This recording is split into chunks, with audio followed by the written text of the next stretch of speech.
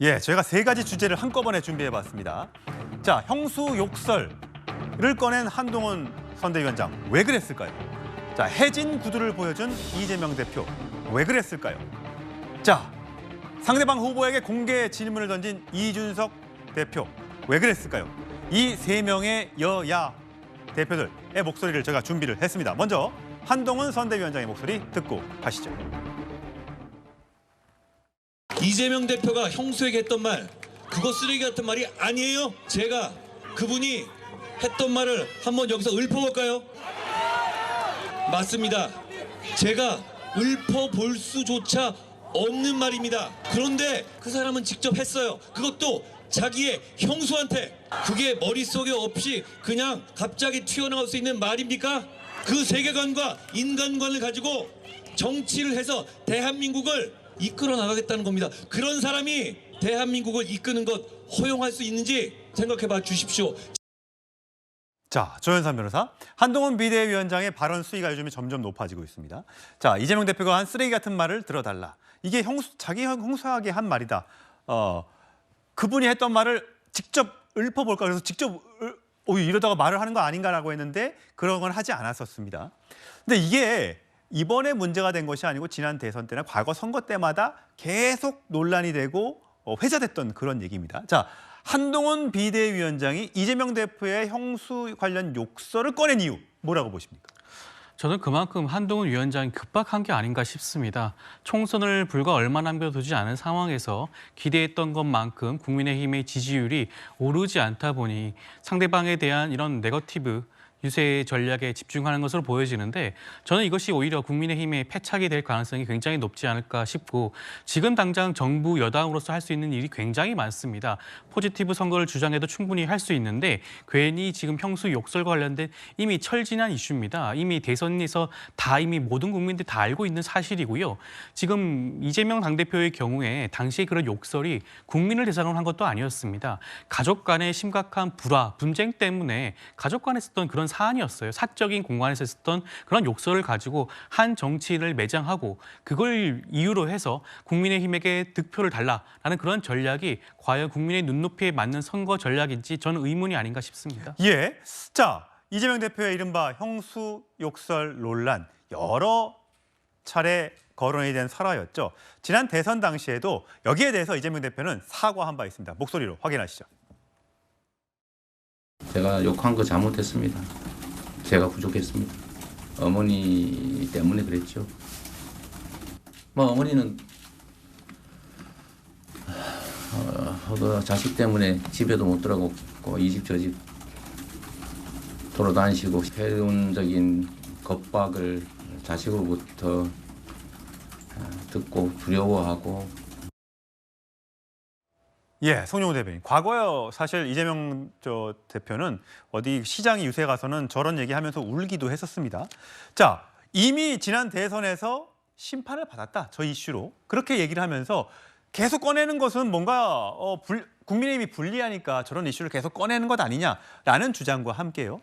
또 이재명 대표는 도저히 지지하지 못하겠다라는 여러 가지 이유 중에 저 형수 욕설이 가장 나에게는 좀 그래서 못 뽑겠다라는 분들도 있는 거거든요. 자, 한동훈 비대위원장 그것 때문에 그러면 저게 중도 확장 또는 보수 결집 어디에 유리해서 저 발언을 꺼냈다고 보세요? 단순히 형수 욕설 사건 하나를 환기시키기 위해서 지금 저 발언을 한 것이 아니고요. 지금 민주당의 막말 논란이 불거진 후보들이 굉장히 많지 않습니까? 지금 딸 불법 대출 논란이 되고 있는 양문석 후보만 해도 사실 대출보다도 그 이전에 숱한 막말들이 문제가 됐었습니다. 지금 어제만 해도 김준혁 후보가 그 여성에 관해서 참 입에 담지도 못할 과거의 폐륜적인 발언들을 했던 것이 또 언론을 통해서 공개가 되지 않았습니까? 특히나 그중에서는 그 위안부에 관한 우리가 정말 위안부는 어떤 비유의 대상으로 삼을 수조차 없는 것입니다. 그런데 그런 발언을 한 것들도 공개가 됐는데 그런 분들을 공천 취소하지 않고 그대로 국민들 앞에 떳떳하다고 내놓는 그 민주당의 기저에는 당대표인 이재명 대표부터가 대한민국의 어느 방송국에서도 재생할 수가 없는 그런 저급한 형수 욕설을 한 장본인이기 때문에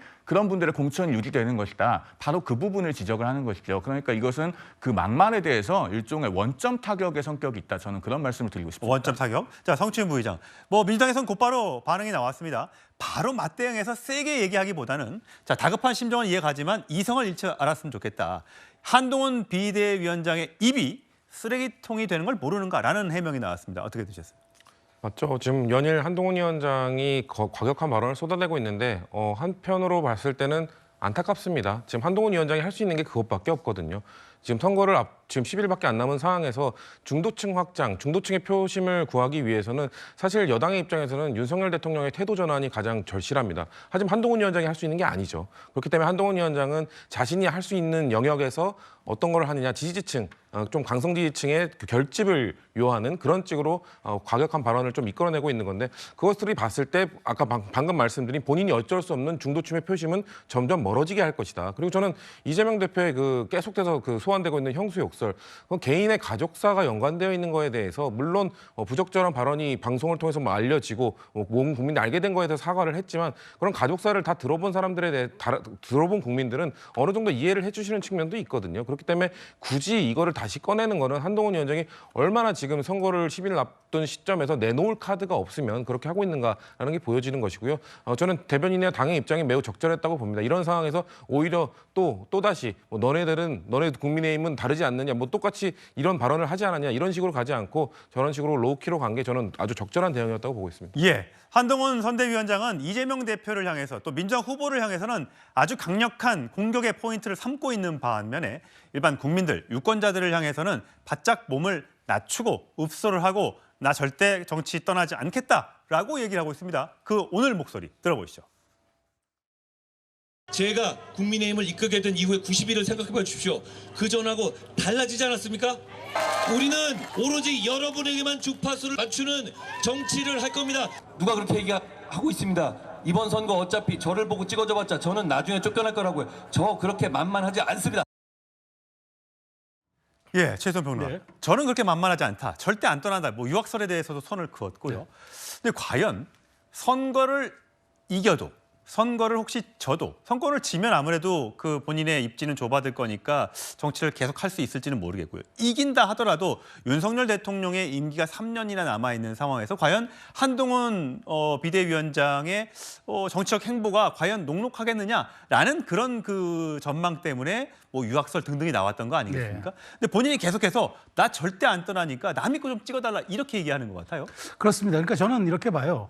자, 그럼 한동훈 위원장이 비상대책위원장으로 영입되어서 선거를 이겼다. 그러니까 뭐 이긴다의 기준은 최소한 뭐 좀 주관적이겠습니다만 저는 어쨌든 어려운 당의 상황을 가지고 지난번 미래통합당이 얻었던 의석수보다 1, 20석 더 많이 얻으면 저는 이겼다고 생각할 수도 있다고 봐요. 과반이나 일당이 되지 않더라도. 저는 뭐 130에 근접하거나 그러면은 뭐 저는 사실 일당 경쟁까지 했던 것만으로도 충분히 저는 한다고 봐요. 그러니까 우리가 주관적인 판단입니다만. 예. 자, 그러면 그렇게 해서 승리를 이끈 당대표를 빼놓고 어떻게 그 차기 말하자면 대권 후보를 떠나서 이 20일의 개원 국회에서 누가 당의 얼굴이 되겠습니까? 물론 원내에 들어오진 않았지만 그렇죠. 이 위기를 극복한 리더십을 가진 사람이고 총선에서 국민에게 비전을 가지고 보여주고 그 비전을 끌어왔던 사람이라면 당연히 그 당의 연속선상에서 책임 정치라는 게 그게 의회 민주주의의 또 상식 아니겠습니까? 그런 측면에서 한동훈 이제 그걸 강조한 것 같고요. 제가 여기서 하나 더 드리고 싶은 말씀은 그 이재명 대표를 향해서 이렇게 지금 수위가 올라가는 거는 그런 것 같아요.